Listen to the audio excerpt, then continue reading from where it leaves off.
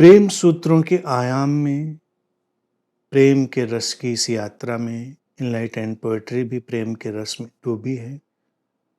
उसमें आज हम कृष्णा जी की एक और कविता लेते हैं। मोहब्बत की राह पर यूं ही उन्मुक्त चलते चलते बहुत दूर चली आई हूं। अबूझ सी तन्हाई में, जीवन की गहराई में, दूर दूर तक न कोई रिश्ता, न कोई फरिश्ता, न कोई आह, न कोई चाह, बस हर तरफ है मोहब्बत ही मोहब्बत, भीतर के शिखरों पे बर्फ की तरह जमी हुई और कभी कभी अपनी ही आंच में पिघलती हुई, झरने नदी बनती हुई, लगातार बहती हुई, या फिर बादलों में चुपचाप ढलती हुई, धीरे धीरे बरसती हुई।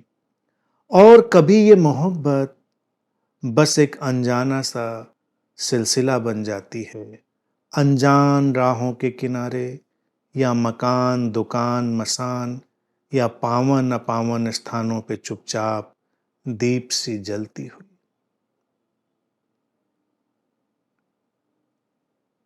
यही देखिए मोहब्बत का जादू, प्रेम का मैजिक होता है कि हम दो अलग अलग दिशाओं से चीज़ों को लें और वो एक दूसरे में रच बस जाती। आज के जो हमने सूत्र लिए, ये बिल्कुल उन्हीं सूत्रों की एक अलग ढंग से आई हुई प्रतिध्वनि है।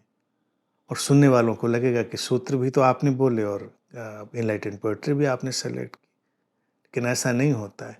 सेलेक्ट तो पड़ी है पता नहीं कब से ये, और आज के दिन ही उसको बस हमें क्लिक करके बोलना होता है।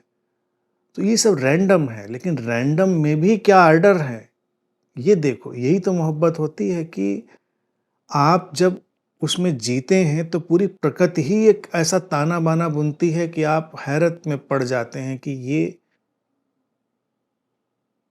तो कैसा परिदृश्य है जहां सब चीजें इतने करीने से एक दूसरे में गुथी हुई हैं। तो वही बात अब सुने शब्दों में बड़ी अलग तरह की अनुगूंज है कि मोहब्बत की राह पर यूं ही उन्मुक्त चलते चलते, बिना बंधन के चलते चलते बहुत दूर चली आई।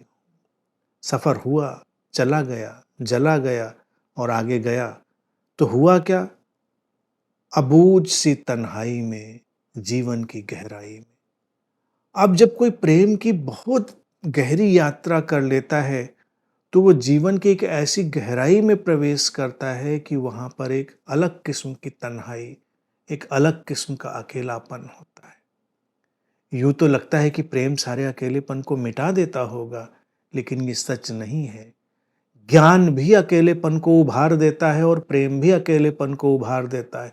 जब आप सब कुछ साफ साफ समझ लेते हैं तो भी आप एक अबूझ सी तन्हाई में चले जाते हैं, क्योंकि अब आप वहां खड़े हैं जहां पर आपको जो दिख रहा है वो किसी और को दिख नहीं रहा, जो आप समझ रहे हैं वो कोई और समझ नहीं रहा, और संवाद करना है, लोगों के साथ चलना है तो कितनी कठिनाई होगी, वो तन्हाई कितनी विचित्र होगी। तो ऐसे ही जब हम प्रेम के वास्तविक स्वरूप में चले जाते हैं, प्रेम की दिखावटी काल्पनिक दुनिया से हटकर प्रेम की वास्तविक दुनिया में जब हम प्रवेश कर जाते हैं, तो वो इतनी वो अलग सी मुख्तलिफ सी चीज होती है कि तन्हाई घेर लेती है, संबंधित होना मुश्किल हो जाता है। तो वो एक अकेलापन आता है। और तब क्या होता है? दूर दूर तक न कोई रिश्ता, न कोई फरिश्ता, न कोई चाह, न कोई आह। रिश्ते तो बनते ही बहुत सारे अज्ञान में हैं। अज्ञान मिटा, प्रेम का आलोक घटा, तो रिश्ते भी कहाँ बनेंगे? बनेंगे रिश्ते, अनजाने अबूझ रिश्ते बनेंगे। रिश्तों के मानदंडों को तोड़ते हुए रिश्ते बनेंगे, जिनको रिश्तों के उन मानदंडों के माध्यम से देखकर रिश्ता कह पाना भी मुश्किल होगा। अभी का तो जो भी रिश्ता है हमारा, वो रिश्ता हुआ है, लीक होता हुआ है। हर रिश्ता रिश्ता हुआ है। क्योंकि उसमें इतने छेद हैं, इतने होल हैं कि सब लीक हो रहा है, रिस रहा है।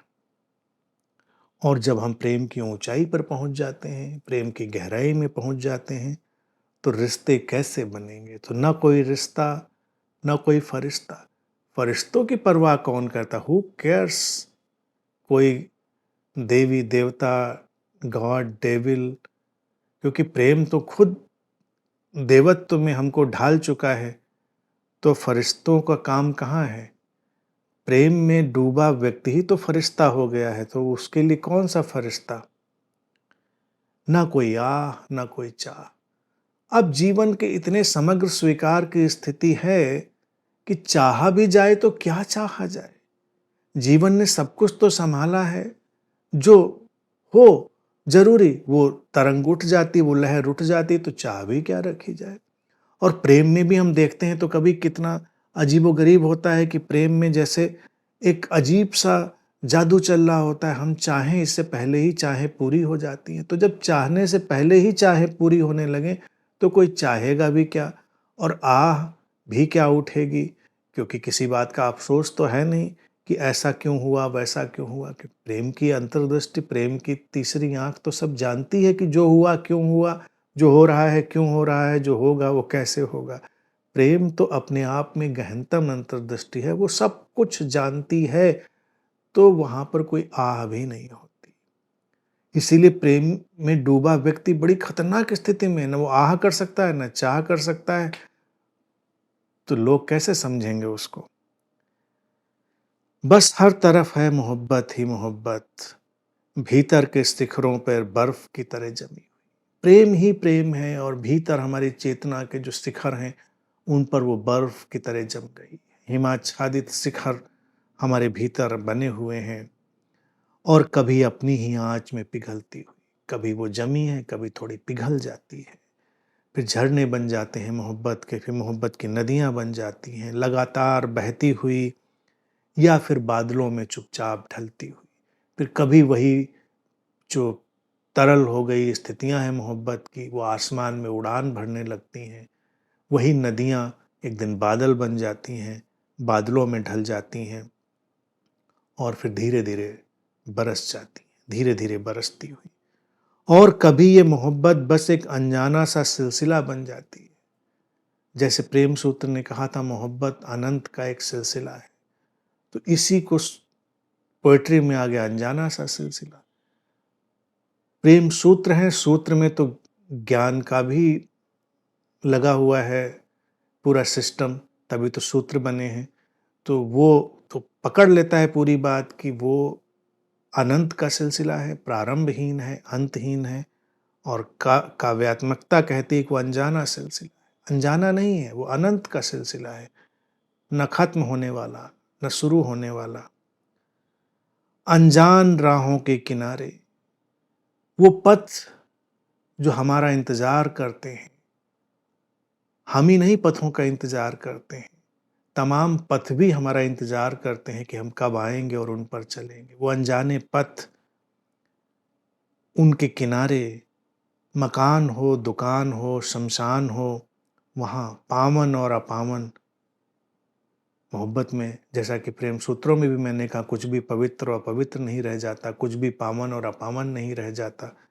उन सब में सारे स्थानों पे चुपचाप दीप सी जलती, चुपचाप एक दीपक की तरह आलोक बिखेरती हुई एक ज्योति श्रृंखला,